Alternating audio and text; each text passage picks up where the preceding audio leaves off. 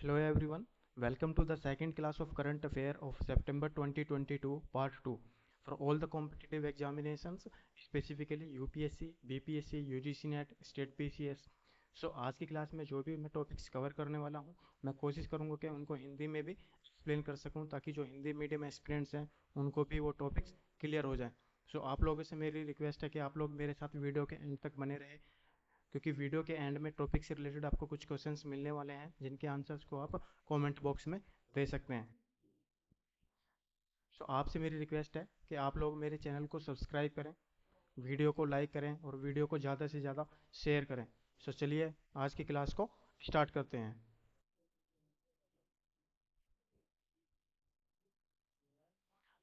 The first topic is Cabinet approved addition of tribes in Himachal, Tamil Nadu, Chhattisgarh and Karnataka to scheduled tribe list। Recently cabinet ने ये approval दिया है कि इन states में जो कुछ ट्राइब्स हैं उनको शेड्यूल ट्राइब लिस्ट में इंक्लूड किया जाना चाहिए। The first point is the Hati tribes in Transgiri area of Sirmaur district in Himachal Pradesh were added to the list. Himachal Pradesh के सिरमौर डिस्ट्रिक्ट की जो हाटी ट्राइब है उसको अभी शेड्यूल ट्राइब लिस्ट में इंक्लूड किया गया है। इस ट्राइब की ये काफ़ी पुरानी डिमांड थी कि हमारी ट्राइब को, यानी कि जो हाटी ट्राइब है, इसको शेड्यूल ट्राइब लिस्ट में इंक्लूड किया जाना चाहिए। ये बेसिकली इसका जो निवास होता है वो ट्रांसगिरी एरिया में है। गिरी जो है वो एक रिवर का नाम है, गिरी रिवर, जो कि एक यमुना रिवर की ट्रिब्यूटरी है और इसको गिरी गंगा भी बोला जाता है। बेसिकली ये ओरिजिनेट होती है कोतखाई हिल्स में। जो स्टूडेंट्स हिमाचल प्रदेश के स्टेट लेवल एग्जाम्स की प्रिपरेशन कर रहे हैं उनके पॉइंट ऑफ व्यू से ये बहुत ही ज़्यादा इंपॉर्टेंट टॉपिक है। आप हाटी ट्राइब्स के जो कल्चर हैं, उनका जो रिलीजन है या उनके जो ट्रेडिशनल ऑक्यूपेशंस हैं उनके बारे में अच्छे से स्टडी कर लें, ताकि अगर एग्जाम्स में कोई भी किसी भी तरह का कोई क्वेश्चन आते हैं तो आप उनको ईजिली आंसर्स दे पाएँ। हाटी ट्राइब जो होती है ये बेसिकली एक नेट कम्युनिटी होती है। इनका मेन ऑक्यूपेशन होता है जो हार्ट्स होते हैं, यानी कि लोकल्स मार्केट होती हैं टाउन्स में, उसमें होम ग्रोन्स वेजिटेबल्स और क्रॉप्स वगैरह को सेल करना। सेकंड पॉइंट इज बेटा क्रूबा कम्युनिटी ऑफ कर्नाटका। ये कर्नाटका की एक कम्युनिटी है बेटा क्रूबा। इस कम्युनिटी को भी अभी रिसेंटली ही शेड्यूल ट्राइब लिस्ट में इंक्लूड किया गया है। बेटा का मीनिंग होता है हिल्स और क्रूबो का मीनिंग होता है सेफर्ड्स। तो बेसिकली ये लोग चरवाहे होते हैं जो कि कर्नाटका के हिली एरियाज में रहते हैं। बेटा क्रूम्बा इनकी एक जो लैंग्वेज है वो इनकी बेटा क्रूम्बा लैंग्वेज है, जो कि एक द्रविडियन लैंग्वेज है और ये रिलेटेड है तमिल लैंग्वेज से। Next point is Narikoravan and Kuruvikkaran hill tribes of Tamil Nadu were added. दो ट्राइब्स तमिलनाडु की भी इंक्लूड की गई हैं शेड्यूल ट्राइब लिस्ट में। Next point is Bhinjia in Chhattisgarh who were listed as schedule tribe in Jharkhand and Orissa but not in Chhattisgarh were the communities newly added to the list. Chhattisgarh, Jharkhand और उड़ीसा में जो भिंजिया कम्युनिटी है इसको भी शेड्यूल ट्राइब लिस्ट में इंक्लूड किया गया है। यहाँ पे एक बात ध्यान करने वाली है कि इसको शेड्यूल ट्राइब पहले ही माना जाता था झारखंड में और उड़ीसा में, लेकिन छत्तीसगढ़ में अभी तक ये दर्जा नहीं दिया गया था। अब इसको हाल ही में शेड्यूल ट्राइब लिस्ट में छत्तीसगढ़ में भी इंक्लूड कर लिया गया है। Next point is the cabinet approved a proposal to bring the Gond community residing in 13 districts of Uttar Pradesh under the scheduled tribe list from the scheduled caste list. जो गोंड कम्युनिटी है 13 districts में जो निवास करती है उत्तर प्रदेश के, इसको भी शेड्यूल्ड कास्ट लिस्ट से एक्सक्लूड करके शेड्यूल्ड ट्राइब लिस्ट में इंक्लूड कर लिया गया है। Key points related to the scheduled tribe, scheduled tribe से रिलेटेड जो की पॉइंट्स हैं उनको हम यहाँ पे थोड़ा सा डिस्कस करेंगे। First point is, as per census of 1931, scheduled tribes are termed as backward tribes living in excluded areas, and the Government of India Act 1935 called for the first time for representation of backward tribes in provincial assemblies। 1931 का जो census हुआ था उसके according scheduled tribes को backward tribes बोला जाता था, और जब 1935 में गवर्नमेंट ऑफ इंडिया एक्ट आया, जो 1935 का एक्ट था, उसके अकॉर्डिंग इस कम्युनिटी को यानी कि जो बैकवर्ड ट्राइब्स थे उनको प्रोविंशियल असेंबली में रिप्रेजेंटेशन का चांस दिए जाने की बात की गई। The Constitution does not define the criteria for recognition of scheduled tribes, and definition contained in 1931 census was used in initial years after independence. Constitution कोई भी definition particular definition नहीं देता है scheduled tribe की, बल्कि जो 1931 का सेंसस हुआ था उसमें जो definition दी गई थी उसी को इंडिपेंडेंस के बाद भी यूज किया जाता रहा है। Article 366 clause 25 of the constitution only provides process to define schedule tribe. Schedule tribe को डिफाइन करने का सिर्फ प्रोसेस बताता है आर्टिकल 366। सो 366 आर्टिकल कहता क्या है? Schedule tribe means such tribes और ट्राइबल कम्युनिटी और part of group as are deemed under article 342 to be scheduled tribes for the purpose of this constitution. ये जो आर्टिकल 366 में लिखा गया है वो ये डेफिनेशन दी गई है। Article 342 close 1 says that President may, with respect to any state or union territory, after consultation with the governor by a public notification, specify the tribes or tribal communities or a part of group within tribes as scheduled tribe in relation to that state or union territory. Article 342 ये कहता है कि president किसी भी state में अगर कोई community है और उसकी ये डिमांड है कि उनको शेड्यूल ट्राइब लिस्ट में इंक्लूड किया जाना चाहिए, तो ये प्रेसिडेंट की ड्यूटी बनती है कि वो उस स्टेट के गवर्नर से कंसल्ट करे, उसके बाद ही उसको शेड्यूल ट्राइब लिस्ट में इंक्लूड किया जा सकता है। यानी कि प्रेसिडेंट के ऊपर डिपेंड करता है कि कोई कम्युनिटी को शेड्यूल ट्राइब लिस्ट में इंक्लूड किया जाना चाहिए या नहीं। Process to include tribes in the schedule tribe list. Schedule tribe list में इंक्लूड करने का क्या प्रोसेस होता है? The process to include tribes in the schedule tribe list begins with the recommendation from the respective state government, which are then sent to the Tribal Affairs Ministry, which reviews and sends them to the Registrar General of India for approval. This is followed by the National Commission for Scheduled Tribe approval before the list is sent to the cabinet for the final decision. जो state government होती है, अगर उस state के किसी community की demand है कि उनको शेड्यूल ट्राइब लिस्ट में इंक्लूड किया जाना चाहिए, तो वो स्टेट गवर्नमेंट रिकमेंड करती है ट्राइबल अफेयर मिनिस्ट्री से। यहाँ पे मैं आप लोगों के लिए एक चीज़ क्लियर कर देता हूँ कि ट्राइबल अफेयर मिनिस्ट्री जो है उसको सेटअप किया गया था 1999 में, उससे पहले ये मिनिस्ट्री नहीं थी। जब 1999 में ministry of social justice and empowerment को बाइफरकेट किया गया, उसके बाद ये ट्राइबल मिनिस्ट्री को सेटअप किया गया था। National commission for the schedule tribe list. Schedule tribe list के लिए जो जो शेड्यूल ट्राइब है उनके लिए जो नेशनल कमीशन बनाया गया है कॉन्स्टिट्यूशन के द्वारा, उसके क्या क्या फंक्शंस होते हैं और क्या क्या उसके फीचर्स हैं। नेशनल कमीशन से रिलेटेड जो है एग्जाम्स में क्वेश्चंस आते रहते हैं, सो उस पॉइंट ऑफ व्यू से नेशनल कमीशन के बारे में डिस्कस करना थोड़ा सा इंपॉर्टेंट हो जाता है। The National Commission for the Scheduled Caste and Scheduled Tribe were established under Article 338 by passing 65th Constitutional Amendment Act of 1990. 1990 में जो 65th Constitutional Amendment पास हुआ था, उसके according national commission for the scheduled caste और national commission for the scheduled tribe दोनों को ही establish किया गया था अंडर द आर्टिकल 338। फिर next point is The 89th Constitutional Amendment Act of 2003 separated the National Commission for Scheduled Caste and Scheduled Tribe and also amended Article 338 and inserted a new Article 338A under which a separate National Commission for Scheduled Tribe came into existence in 2004. 2003 में फिर दोबारा से 89th Constitutional Amendment किया गया, जिसके द्वारा national commission for scheduled caste and national commission for the scheduled tribe दोनों को अलग अलग कमीशन बना दिया गया और एक नया आर्टिकल 338 कॉन्स्टिट्यूशन में इंक्लूड कर दिया गया और ये कमीशन एग्जिस्टेंस में आया 2004 में। The national commission for scheduled tribe is a constitutional body as it is directly established by the constitution under article 338A। ये कमीशन क्या है? एक कॉन्स्टिट्यूशनल बॉडी है। The commission was set up with objective of all the safeguards provided for scheduled tribe. किस objective के साथ इसको setup किया गया था कि शेड्यूल्ड ट्राइब्स के लिए ये सेफ्टी प्रोवाइड करेगा। The commission consist of a chairperson, a vice chairperson and 3 other members which are appointed by the president.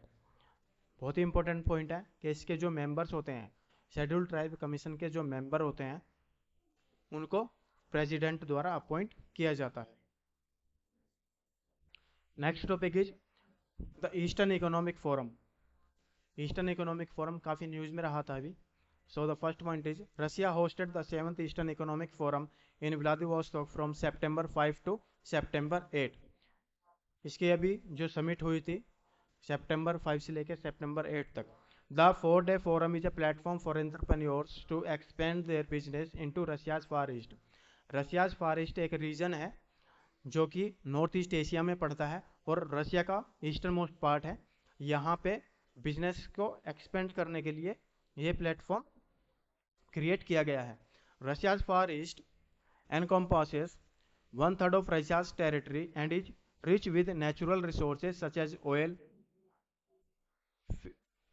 fish, natural gas, wood, diamonds and other minerals। यहाँ पे नेचुरल रिसोर्सेज जो हैं वो काफ़ी भारी मात्रा में मिलते हैं।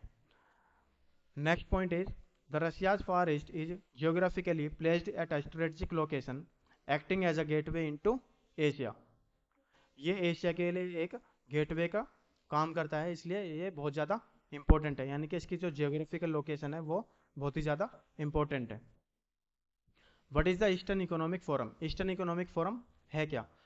The eastern economic forum was established in 2015 to encourage foreign investment in the Russia's far east. Russia's far east में फॉरेन इन्वेस्टमेंट को बढ़ावा देने के लिए ये एक फोरम एस्टेब्लिश किया गया था 2015 में। The eastern economic forum displays the economic potential, suitable business conditions and investment opportunities in the region। ये फोरम इस रीजन में यानी कि रशिया फार ईस्ट जो रीजन है उसमें इन्वेस्टमेंट के लिए अपॉर्चुनिटीज क्रिएट करता है।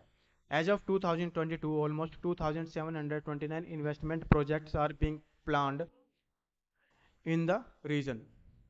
The agreements focus on infrastructure, transportation project, mineral excavation, constructions, industry and agriculture.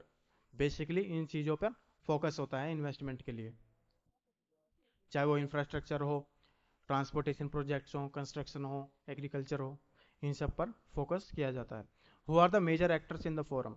इस फोरम में कौन कौन से मेजर एक्टर्स हैं, यानी कि कौन कौन सी कंट्रीज हैं जो ज़्यादा इन्वेस्टमेंट करती हैं?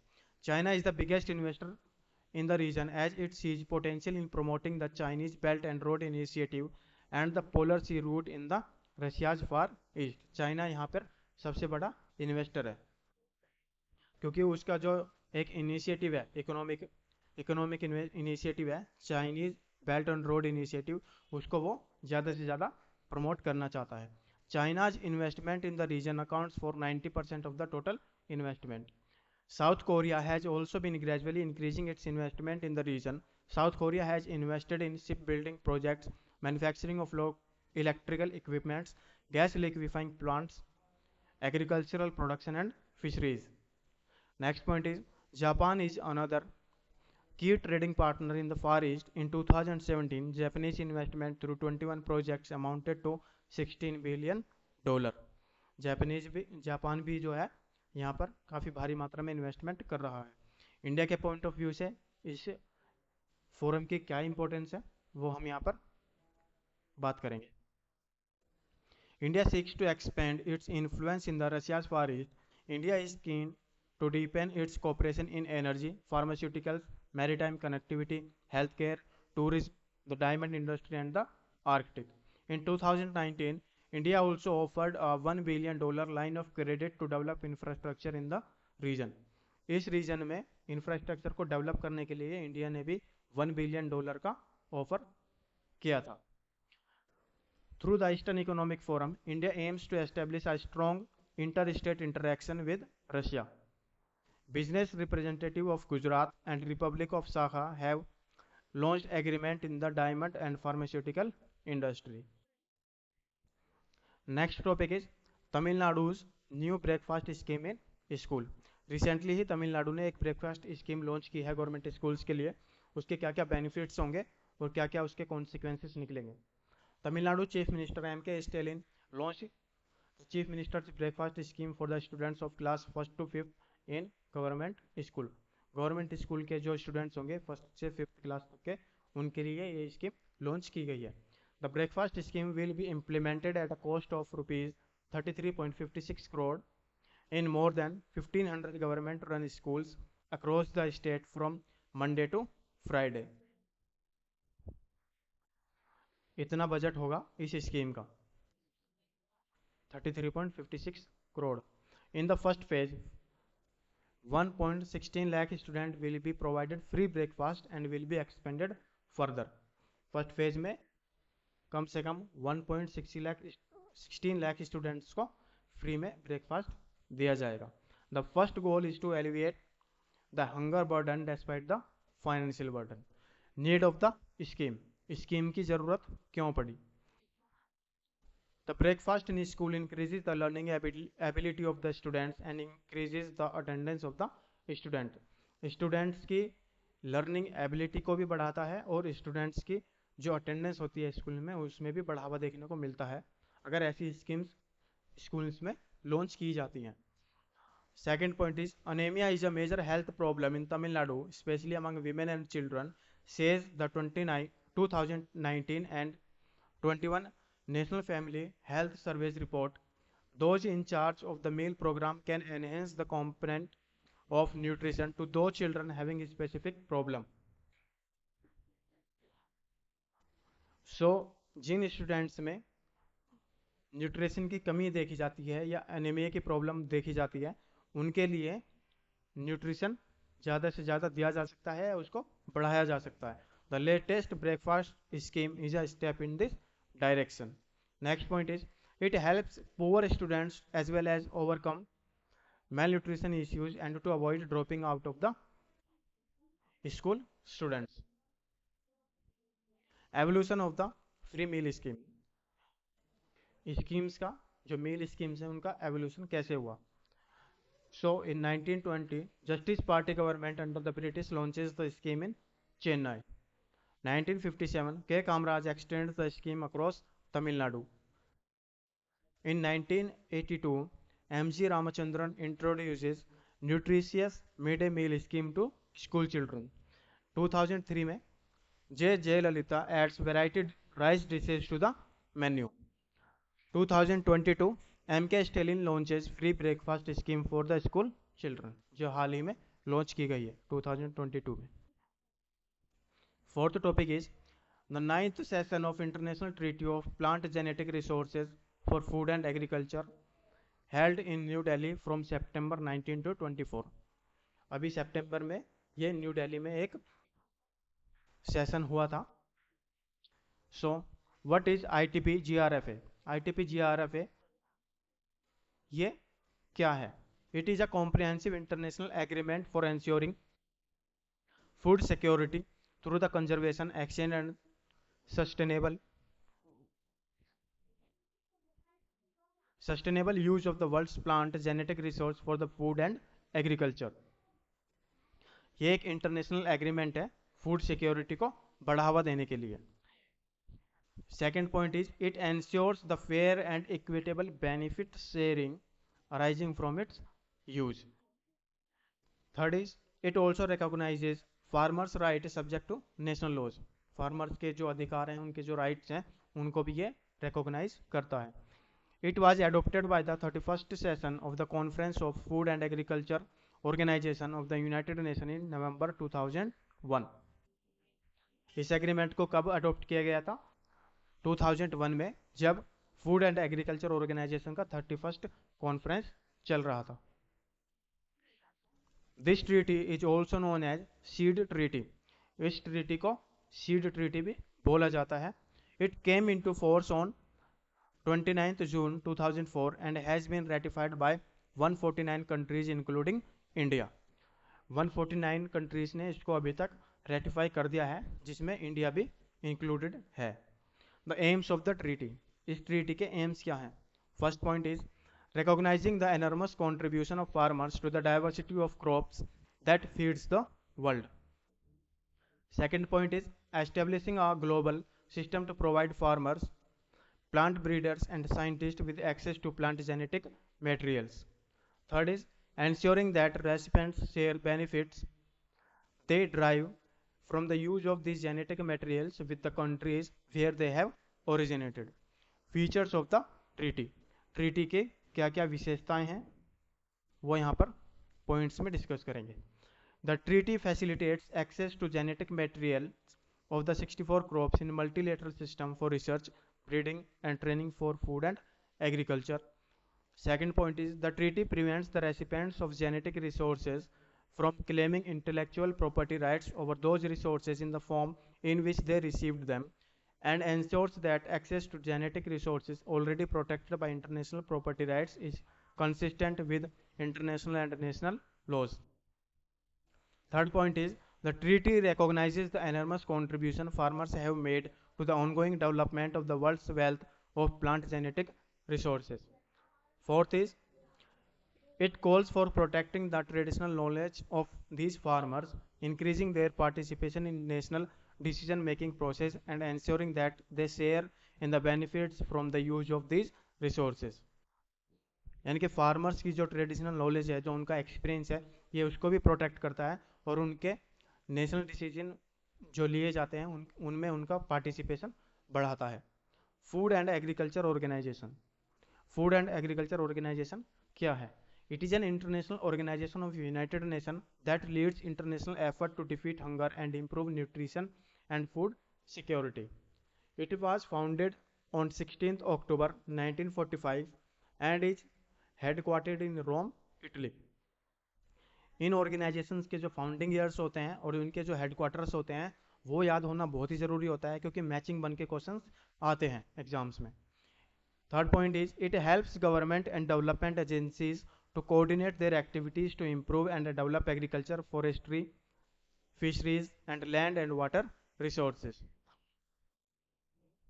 Fourth point is it also conduct research, provide technical assistance to project, operates educational and training program and collect data on agriculture, output, production and development.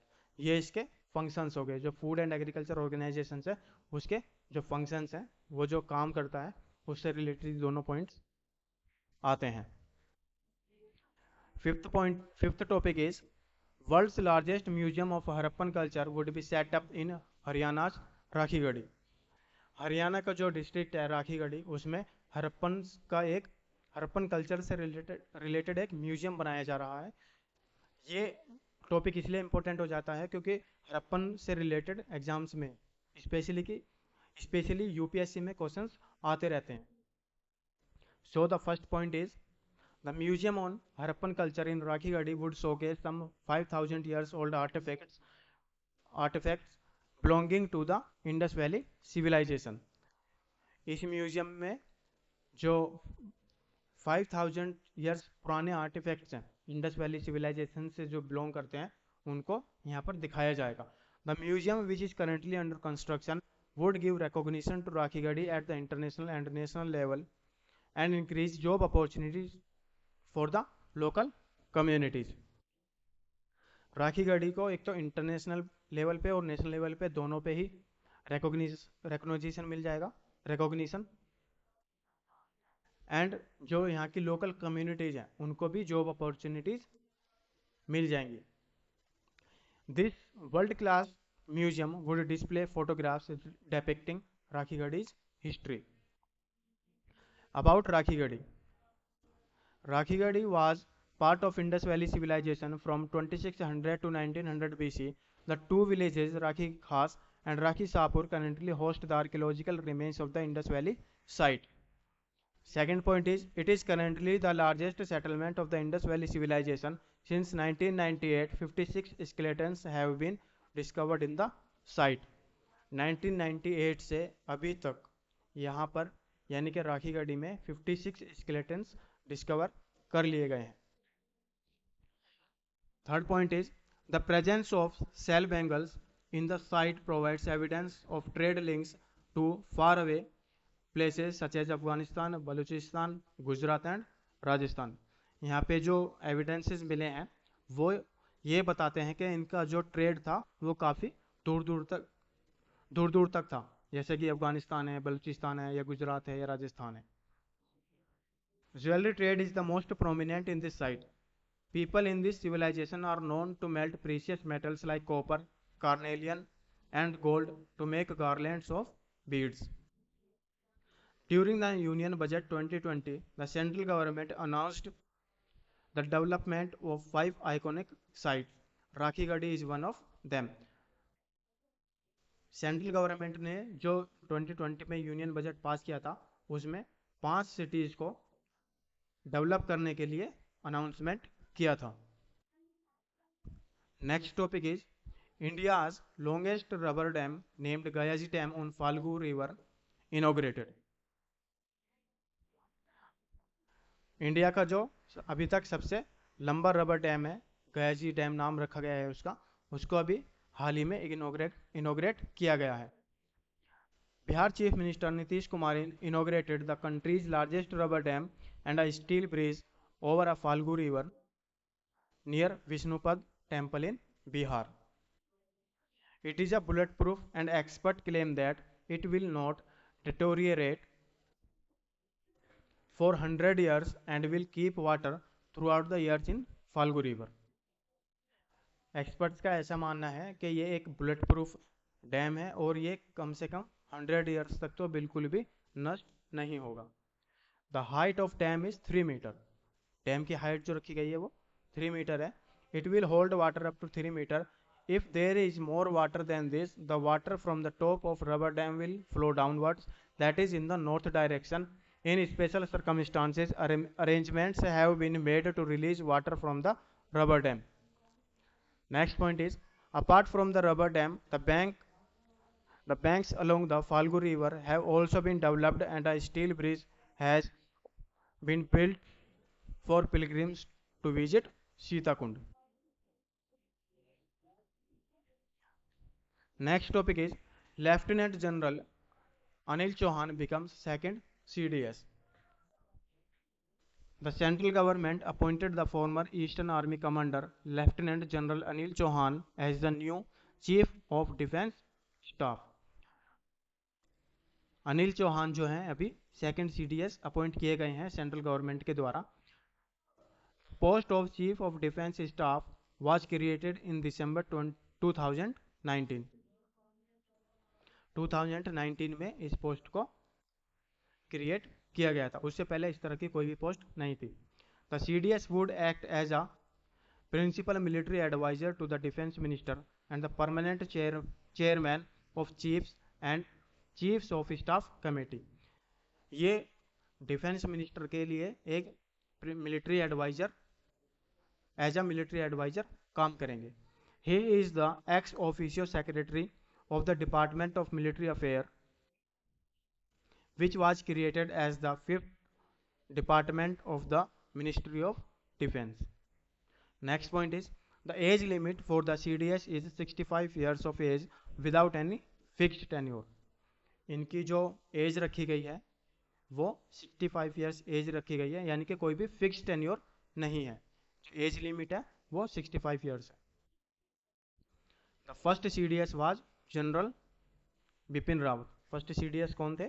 General Bipin Rawat थे। Next topic is Bharat Vidya launched by finance minister Nirmala Sitharaman.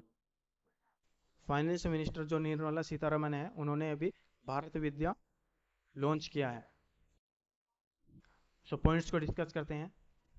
Union finance minister Nirmala Sitharaman will launch the Bharat Vidya, which is an online learning platform for Oriental and South Asian studies.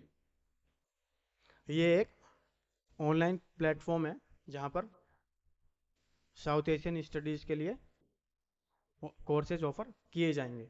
Second point is the Bharat Vidya is designed and developed by the Bhandarkar oriental research institute. Third point is the Bharat Vidya is a first of its kind online platform which will offer both free and paid courses covering various aspects of art, architecture, philosophy, language and science. Next point is the Bharat Vidya will have 6 courses at the beginning including Ved Vidya, Bharatiya Darshan Shastra, Sanskrit learning, 18 Parvas of Mahabharat, fundamentals of archaeology, and Kalidas and Bhasa. Last point is the courses offered complied with the new education policy 2020. जो भी courses offer किए जाएंगे वो new education policy के अंतर्गत किए जाएंगे. Ninth topic is TerraPay announced its partnership with NPCI. TerraPay ने अभी अपनी पार्टनरशिप को अनाउंस किया है एनपीसीआई के साथ. सो टेरापे क्या है? TerraPay is a Dutch payment infrastructure company which has joined forces with the India's NPCI international payment to facilitate cross-border transaction for Indian consumers and merchants. Indian consumers and merchants who have an active unified payment interface ID will be able to transfer money abroad. वो Indian merchants ये consumers जिनके पास UPI ID होगी वो अपनी money को transfer कर सकते हैं out of the India. The UPI enabled QR code based service will allow Indian customers with active UPI IDs to make transactions through 350 million banks account across the globe. The firm seeks to expand the use of UPI payment and QR for international transaction by merchants. National payment corporation of India, इससे related exams में questions आने के chances ज़्यादा रहते हैं क्योंकि ये अक्सर न्यूज़ में आता रहता है. The NPCI is the specialised division of RBI. Its jurisdiction falls under ministry of finance, government of India. Third point is it was created by reserve bank of India in collaboration with Indian banks association for operating retail payment and settlement system in India. NPCI was founded in 2008 under Payment and Settlement Act 2007. 2008 में इसको found किया गया था जो कि 2007 का एक act था जिसका नाम था payment and settlement system act. Next point is it has been incorporated as a non profit company under section 8 of companies act 2013. 2013 जो कंपनीज एक्ट है उसके सेक्शन 8 के अंडर इसको as a non profit incorporate किया गया है. The intention of NPCI is to provide infrastructure to the entire banking system for physical as well as electronic payment. It facilitates service like UPI payment, Bharat bill pay, RuPay card, FASTag etcetera. Next topic is New model for sustainable development of rivers, Earth Ganga launched. The Ministry of Jal Shakti unveiled a new initiative named Earth Ganga under the Namami Gange program. The aim of the program is to boost economic activities along the banks of river Ganga. River Ganga के आसपास की जो areas हैं वहाँ पे economic activities को बढ़ाने के लिए, उनको बूस्ट करने के लिए ये प्रोग्राम लॉन्च किया गया है. Under the programme the government is working at 6 level. इस प्रोग्राम के अंडर गवर्नमेंट जो काम कर रही है वो बेसिकली 6 लेवल पे कर रही है. सो वो कौन कौन से 6 लेवल हैं वो हम यहाँ पर डिस्कस करेंगे. सो the first point is zero budget natural farming is it's first level which includes chemical free farming for 10 kilometers on both banks of the river and promotion of cow dung as manure through Govardhan Yojana. Second is the second phase is monetization and reuse of sludge and wastewater, which seeks to reuse treated water for irrigation industries and revenue generation for urban local bodies. Next point is Earth Ganga will also include opportunities for livelihood generation by creating hearts where people can sell local produce, medicinal plants and Ayurveda. Next is fourth is to increase public participation by increasing coordination among stakeholders associated with the river. Next is the fifth model seeks to promote cultural heritage and tourism in and around the Ganges through boat tours, adventure sports and yoga activities. Next And the last point is the final and sixth model seeks to promote institutional building by empowering local administration for government for better water governance. So these are the 6 level जहाँ पे government काम कर रही है इस programme के under. सो अब बात करते हैं क्वेश्चन बैंक की. जैसे कि मैंने आप लोगों को वीडियो के स्टार्टिंग में बोला था कि वीडियो के एंड में जैसे ही टॉपिक्स पूरे होंगे आपको एक क्वेश्चन बैंक मिलेगा जिनके आंसर्स आप कमेंट बॉक्स में दे सकते हैं. So the first question is read the following statement regarding national commission for scheduled tribe and select the correct option. Scheduled tribe जो कमीशन है उससे रिलेटेड आपको इसमें से करेक्ट ऑप्शन चूज करने हैं. So the first point is it is a statutory body established by an act of the parliament. Second is the 89th constitutional amendment act bifurcated national commission for scheduled tribe and national commission for the scheduled caste. Third is the condition of service and tenure of office of commission are determined by the president. Fourth is the member of commissions are appointed by the prime minister. So ABCD are the options and you have to opt the correct option. Second question is consider the statement about Eastern Economic Forum and choose the correct option. Eastern economic forum के बारे में आपको correct option choose करने हैं. First point is the eastern economic forum was established in 2015 to encourage foreign investment in Russia's far east. Second is the India has rejected to invest in the region. Third point is China is the biggest investor in the region as it sees potential in promoting the Chinese Belt and Road Initiative. यहाँ पे ABCD options हैं, आपको इसमें से correct options choose करने हैं.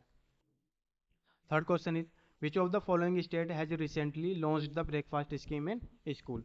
हाल ही में कौन से स्टेट ने ब्रेकफास्ट स्कीम को लॉन्च किया है. Fourth question is consider the statement regarding international treaty of plant genetic resources for food and agriculture and choose the correct option. First point is ITP-GRFA is a comprehensive international agreement for ensuring food security through the conservation, exchange and sustainable use of the world's plant genetic resource for food and agriculture. Next point is it was adopted by United Nations Environmental Programme in 2006. Third is India has not ratified the treaty till now. Fourth is the treaty is popularly known as Seed Treaty and it recognizes farmers' rights subject to national laws. So यहाँ पे ABCD options हैं और आपको इसमें से correct option choose करना है. Fifth question is world's largest museum of Harappan culture would be setup in. ये सिटीज के नेम है. सो इनमें से कहाँ पे हरप्पन कल्चर से रिलेटेड जो म्यूजियम बनाया जा रहा है वो कहाँ पे सेटअप किया जाए. Sixth question is India's longest rubber dam named Gayaji Dam on Falgu River inaugurated in which of the following Indian state. कौन से स्टेट में गयाजी डैम जो फाल्गु रिवर पे है कौन से स्टेट में इसको इनोग्रेट किया गया है. बीपीएससी के पॉइंट ऑफ व्यू से बहुत इंपॉर्टेंट क्वेश्चन है. Next question is consider the statement about chief of defence staff and choose the correct option. The post of Chief of Defence Staff was created in 2015. Second point is the CDS would act as the principal military advisor to the president. Third point is the first CDS was General Bipin Rawat. Fourth is recently central government appointed the Lieutenant General Anil Chauhan as the new Chief of Defence Staff. So these are the options ABCD and you have to tell the correct one. Eighth question is choose the correct statement about Bharat Vidya. It was launched by the education minister. Second point is Bharat Vidya is a first of its kind online platform which will offer both free and paid courses. Third is the courses offered complied with the new education policy 2020. Fourth is it is an online learning platform for Oriental and South Asian studies. So these are the options ABCD and you have to tell the correct option. Ninth question is With reference to National Payment Corporation of India, consider the following statements and choose the correct option. First option is the NPCI is the specialized division of RBI. Second is it facilitates services like UPI payment, Bharat Bill Pay, RuPay cards, FASTag, etc. Third is NPCI was founded in 2014. Fourth is the intention of NPCI is to provide infrastructure to the entire banking system for physical payments only. So ABCD यहाँ पर options हैं और आपको इसमें से जो correct option है वो बताना है. Last and the 10th question of this class. With reference to Earth Ganga, sometimes seen in news, consider the statements and choose the correct option. So first point is, it is an initiative under Namami Gange program to boost economic activities along the banks of river Ganga.